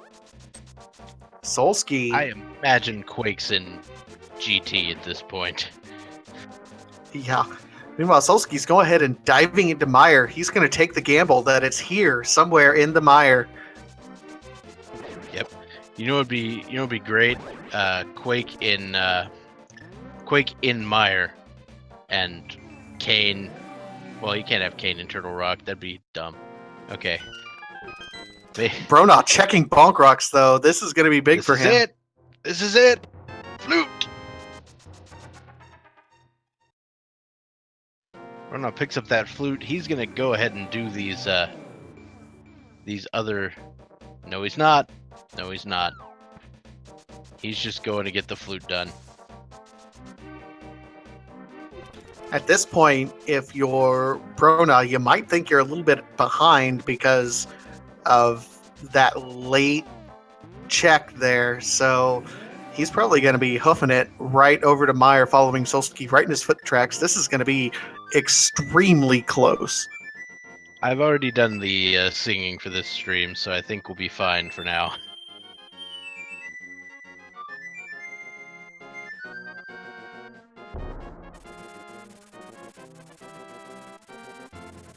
Chat's pointing out, no check for King's Tomb. If something... Oh, there it is! There's the cane, and Solski officially in go mode at 1 hour, 27 minutes and some change. Okay. I believe if you check the fine print, you'll see that it is in fact required to be cane. So he's just looking for the key. Now, interesting here, Bronaugh has beaten Desert Palace. So he has a little bit up on Solski at this point in time. But Solski gets the big key quick, so he'll make a mad dash for the boss and go ahead and go. We're in go mode from Solski. Bronaugh is going to follow him. This is going to come down to the wire, ladies and gentlemen. Yeah. Solski found the big key and then realized, wait, let's just go. We've got the cane. Let's go. We have a go mode, ladies and gentlemen. Solski has hit go mode in Misery Mire. Oh no! Oh no! Oh no! Bronaugh's fluting away! Yeah, Bronaugh still has not done the East Death Mountain area. With that many items available on East Death Mountain, I don't blame him. You want to take the 6 versus 2 play here.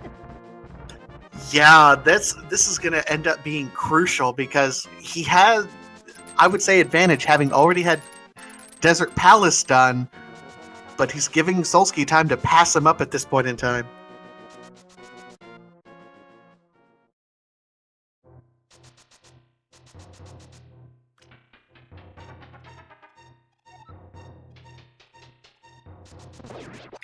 What a differential play, and shout out to Solski for making that call to say, hey, I think it's going to be in Meyer, and it turned out to be true.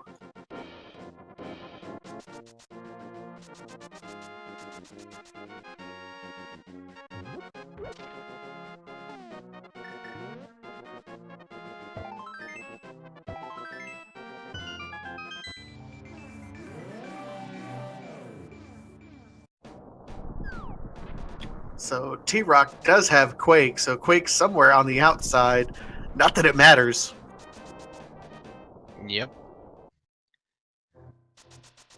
And there we go. Solski takes down Vitreous. He just needs to finish Desert Palace, and that will be it.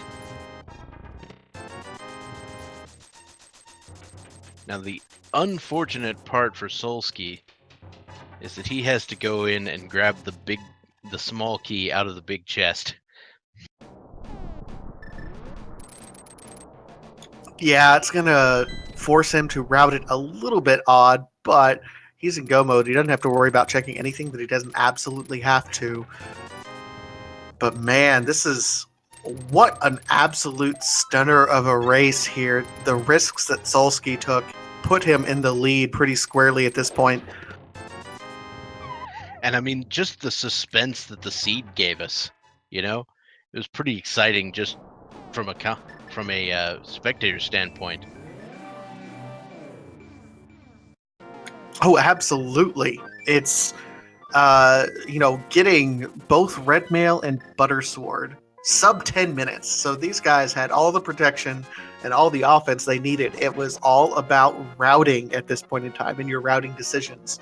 The boss fights themselves actually have been pretty straightforward and, dare I say, easy for these runners compared to what they're used to doing. So FW is now going to do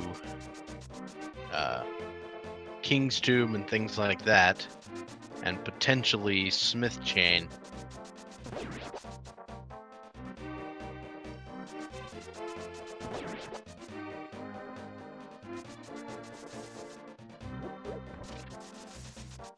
Yeah, one of the things you learn if you ever play easy mode seeds is you often get Butter Sword and Red Mail that early on, because there's twice as many swords and twice as many armors in the boxes. Well, that would be nice. One of my favorite things to do to sort of unwind is to just pull out a easy mode Triforce Hunt seed. And that's I've gotten one of those completed in about 15 minutes before. Oh my. Because you only need 10 pieces to win.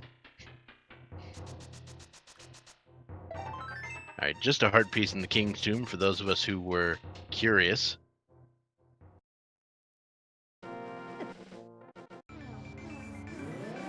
What? There's already a Mario Odyssey tournament? What? Sorry. Yeah, I'm like, distracted what? by the chat there for a second.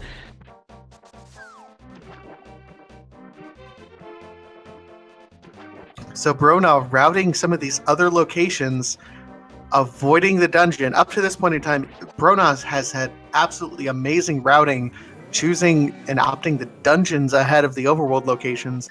Now he's checking the overworld locations, and it's, as we know, the wrong call. In the meantime, Solski making his way up Death Mountain, and ladies and gentlemen in chat. Yeah, it's guess time. So we've started the guess. If you want to guess where the Ganon's Tower Big Key is, then you can. It's 22 different locations where it can be. And if you support the Speed Gaming network of channels in any way, either be via a subscription or a 250-bit cheer, something along those lines, then you can be added to the leaderboard if you correctly guess.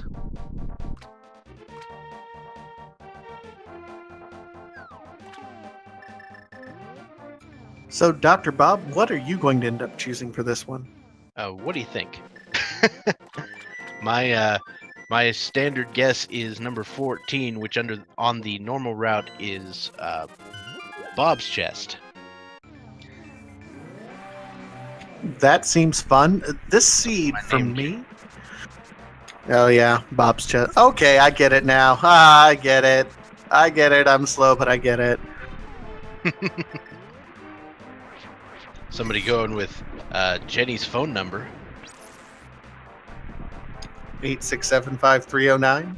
Yep. Interestingly enough, that number is a prime number, and it's also a twin prime number. Congratulations, Dr. Bob. I don't think I'm the king of random trivia anymore. You have just usurped me. Those are my go-to large prime numbers when I need two of them for like crypto. I'm going to go ahead and choose, getting back on topic here a little bit, I'm going to go ahead and choose the tile room because this seed has been entirely too generous for these two runners. Wow. That's I feel like there might be a little bit of sarcasm there. Just a little. Maybe just a tinge. A pinch. Yeah. Can you capo with your voice? Is that a thing? I don't know. I haven't. If you can, I haven't figured out how to yet.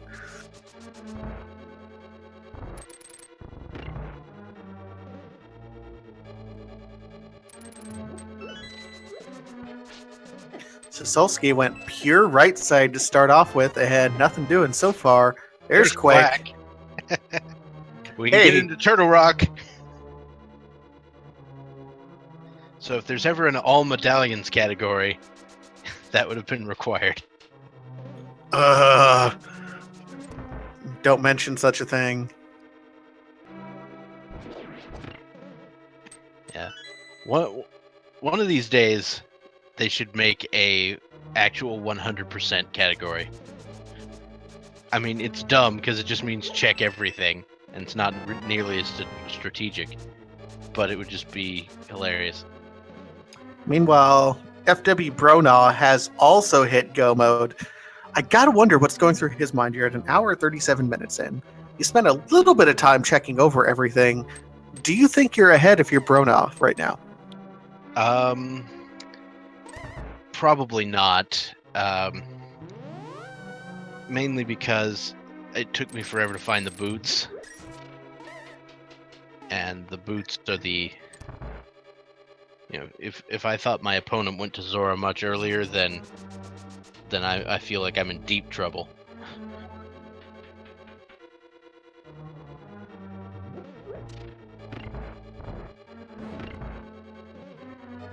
Solski getting trolled a little bit here by Ice Armos.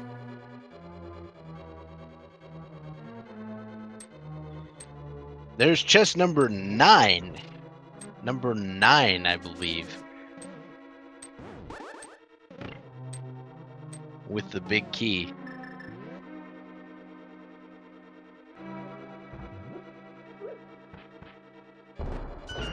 So, Rywick, congratulations. Shout out to you.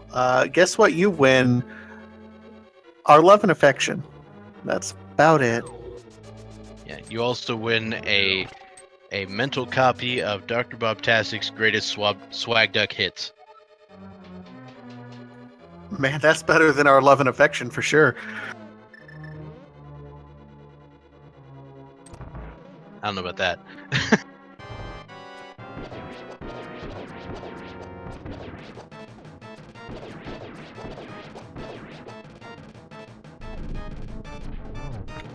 Bronaugh with a quick Vidi kill, so he'll be on his way up to Death Mountain as well.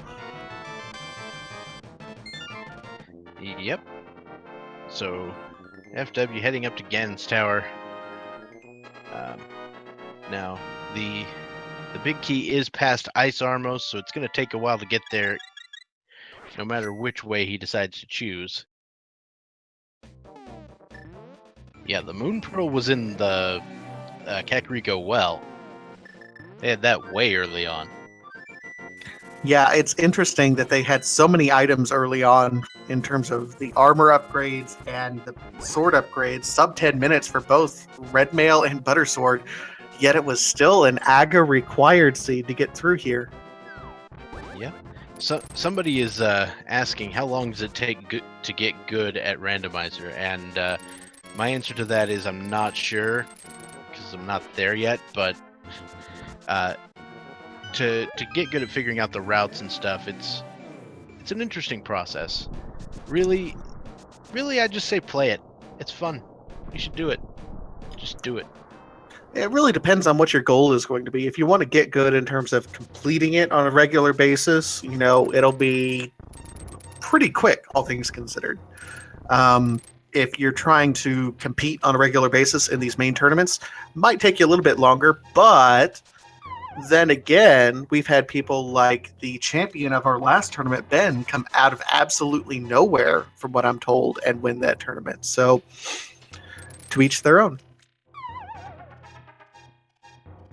And Solski going through some very, very fun rooms. There is very little that is more satisfying than destroying Wizrobes with the Canis Samaria block. Absolutely true. And he's recycling it. Ouch.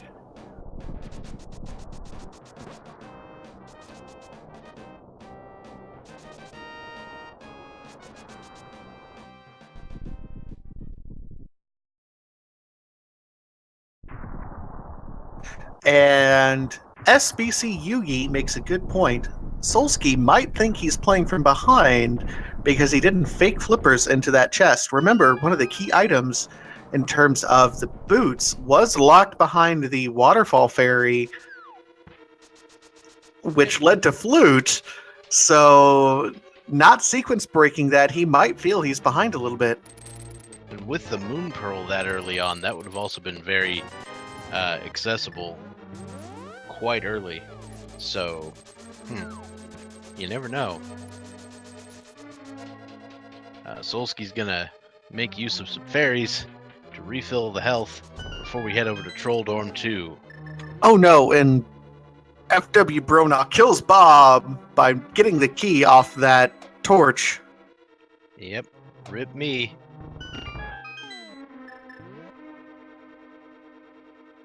And Solski will be heading over to this chest and completely skipping it. So at this point, I think some of the chat tends to enjoy talking about Dairy Queen for some reason. Yeah, you know what? Why? I can understand wanting to go for a nice blizzard right now, but let's focus on the game, guys. I mean, they do have ether. You can get a blizzard from that. Oh, Look at that! Look at that setup. Unfortunately, they all hit kind of at the same time, so I think that was maybe 2. It's unfortunate, but Solski's in good shape. Oh, and look at that setup! What? Alright, so he's on either 5 or 6, or 4 or 5, and it was 5.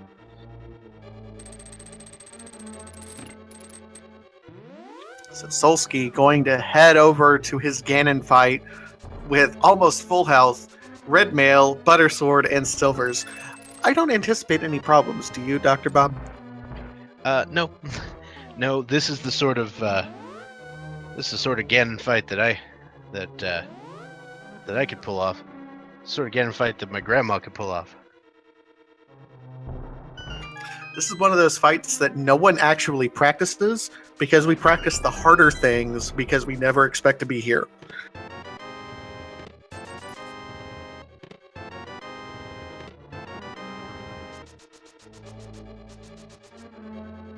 Alright, so Solski slashing Ganon many, many times in the second phase.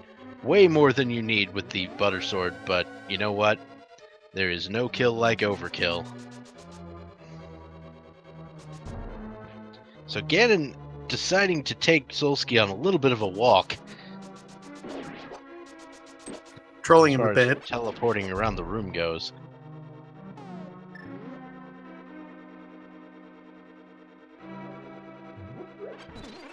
And Bronaugh kills Bob twice. What a monster! History's greatest monster, FWBronaugh, everybody.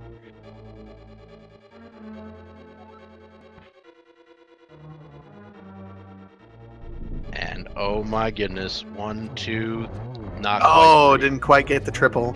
But he's going to do it here. That's 4. GG Solski, as long as he doesn't glitch out here. Yep, does look like we're going to be in good shape. And, ladies and gentlemen, Solski has finished with an SRL time of 1 hour, 45 minutes, and 2 seconds. Congratulations to Solski. He will be securing his place in that race-off this weekend. Yep, this is just the beginning of it. Solski fighting for his tournament life, but there's a lot of big names that are showing up in this 3-3 bracket for this show-off here this weekend. I would be super nervous, but at least you're still alive.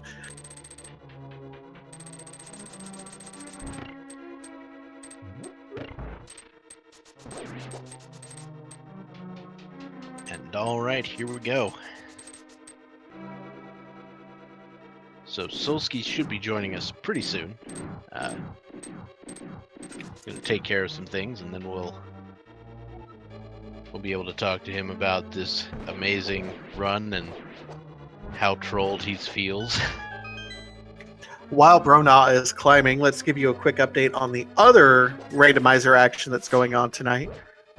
We have over here, starting in just about a half hour, we have the wonderful Willard J. Bradley Esquire versus Rywick over on Speed Gaming, the original.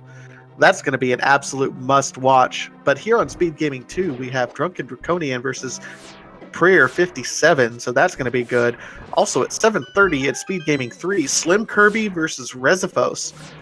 There's just a lot of randomizer action going on. At 9 o'clock, we also have High Cutie Pie versus Big Dunka on Speed Gaming, and LT Gray versus Feels here on Speed Gaming 2. And then even more at 11 o'clock at Kyong92 versus I Am the Schwartz at Speed Gaming. We're not even including the secondary schedule, which, by the way, if you're interested, between Randomizer Mania and Randomizer Mania 2, over on the secondary channels, we have three-way tiebreakers going on, one at 7 Eastern, one at 7:30 Eastern, and one at 10 Eastern, all to determine play-ins for their respective groups. So 3-way tiebreakers, that's also going to be hype. There's just so much randomizer action. If you have multiple screens, go ahead and use multiple screens, because we'd like to see you at all of them. Yeah, all the rando that you can stando here on the Speed Gaming Network. So, FW is finishing, and it looks like Solski is here to join us. Hello! Hey guys. GG, sir. That was interesting. I believe it. So, how did it feel early on? You got that information that Bombos was on the pedestal, and you're thinking, oh, I need to go see what Meyer is. I need to see what Meyer is now. Tough really to route early on without the flute or Titan mitts, so it was in the back of my head, but I didn't really route too much for it. Right. I was honestly more focused on finding Titan mitts at the time. Right. You know, Palace of Darkness, having all that stuff in there. Luckily, it was not possible to get into Turtle Rock, so nobody wasted any time in there. So, did you feel behind when you found the boots? 1000%, yes. I was actually full tilt for the rest of the race. Oh, because wow. in round 5, Haiku found boots like 12 minutes in, and I was just thinking to myself, oh great, another one of these. So I just got to the point where I was getting close to a time I was looking at, and I was like, I gotta start gambling like crazy. Yeah. Well, and we saw that gamble when you opted to eschew some of the overworld locations and went Meyer, even though you didn't have the cane. Luckily, you found the cane there. Was that one of those calculated risks you were talking about? Yeah, it was. We had like very few checks at that point. Like, I did skip one item in ice. I did double check before I made that decision. I was like, okay, one item ice versus 2 in Meyer. We got ether now. I think the only overworld I really missed was the King's Tomb, which hilariously enough I tried to get in and forgot I didn't have Titan Mitts at the time. And then I already did North Route, so I didn't really want to go back for it. Yeah. So yeah, turns out your opponent actually found the boots later than you did. So you were good on that one. Wow. Yeah, neither of you ended up fake flippering up there, even though you got the Moon Pearl so early. And tell me a little bit about that early game. I think this is the first time we've had sub 10-minute Red Mail and Butter Sword that I can recall. It was just kind of crazy there to begin with, but still Aga required. I didn't really like it personally because at that point, like, you get Butter in Red Mail 10 minutes. It makes it, I shouldn't say easy, but you know, it makes the game significantly easier for bosses and overworld and everything like that, just to deal with the game in general. So now it becomes a routing and a luck game, and luckily it was in my favor this time. Yep. I will share with you kind of the other major routing decision that played into things right after you both beat Aga, and you beat Aga, I think, within 30 seconds of one another. While you went south and got the Hype Cave, which led to your first lift upgrade, Bronaugh actually ended up going north and hookshotting across the river into Skull Woods, Thieves Town, and getting all of that, and not finding a whole lot there. So that ended up playing into your favor quite a bit as well. Yeah, I was pretty happy finding the early glove for sure. I've had seeds before in the past where I've had Forced Agahnim without gloves, and it's like Shovel Game, Stumpy, Hype Cave. So I figured I'd check that out first, just a quick check, and then I can commit to North. And you know, if you even delved into Pod, I think, don't quote me on it because of the 2 small keys, I don't think you could have, but you might have been able to get Titans as well. Let's see, Titans was back there. Well, maybe. It being Power Glove, of course. Right, true.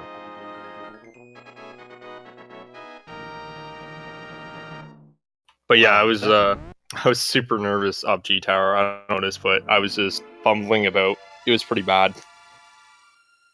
Well, we saw your I think one of the rooms with the 4 whiz robes, you struggled a little bit there, but I think we'll give you a pass.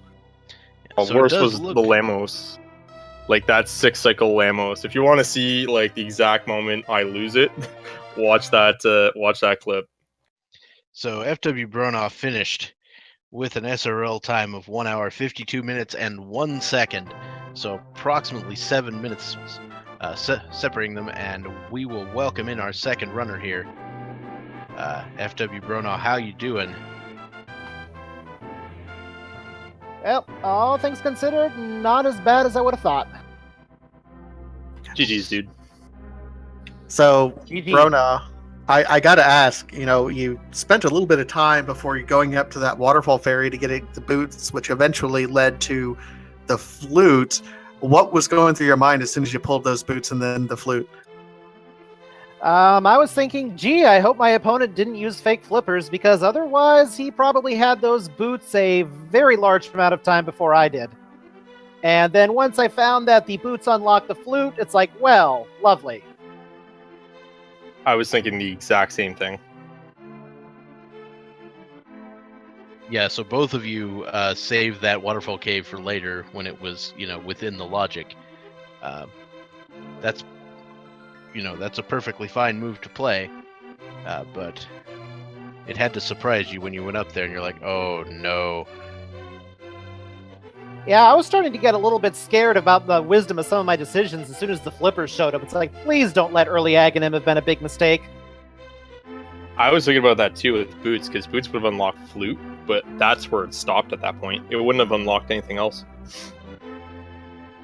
Yeah, I didn't breathe a sigh of relief on that front until I saw the Titans Mitsun pod.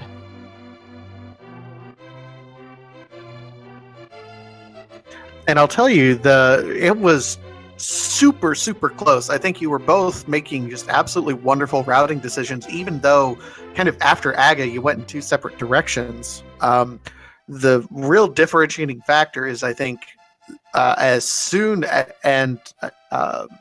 Solski, you mentioned this, as soon as you got Ether and Ice Palace, you opted to skip that last one and go right to Misery Mire. Meanwhile, FWBronaugh, you ended up kind of searching around and seeing if you could find the cane before you go into Mire. That kind of was the difference at that point in time, unfortunately. Yeah, it's like, once I found the flute, it was a question of, it's like, oh dear, this is probably a pedestal seed since I saw the bombos on the pedestal. But yeah, I figured chances are the cane probably wasn't in Mire, which ended up being a big mistake. Yeah, I don't know anybody who likes to go into Mire still looking for the cane, and sometimes you get lucky and it's there, but it's a very rare occasion. Yeah, the last race I lost involved me diving into Mire too soon, and it directly cost me the race, so a little bit reluctant to try that a second time.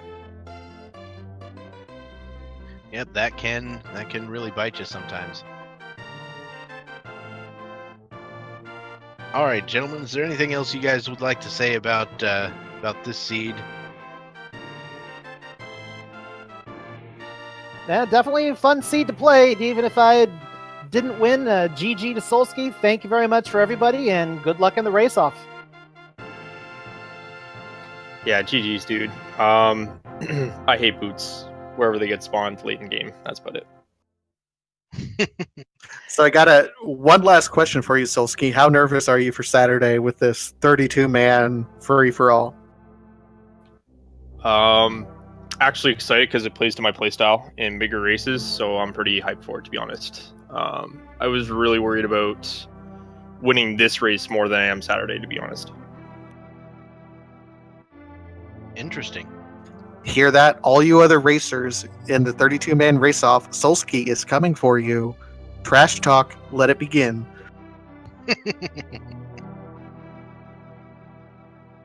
However, yep, I think that'll do it for us here at Speed Gaming 2. Again, lots of other action going on. In fact, as we're speaking, if you haven't already, there is an ongoing race. Head on over to, I believe it is Speed Gaming 4, where we have F. Coughlin and Fritte still going on. Also on Speed Gaming, the original, Gamercal and Elminster RTA are still playing. Stick around. I mean, there's still lots of action going on tonight. If you are a fan of Randomizer, this is the night to be around. Lots of action going on tonight. Indeed. So, thank you all. Thank you to both of our runners for putting on a great show today. Thank you to our tracker,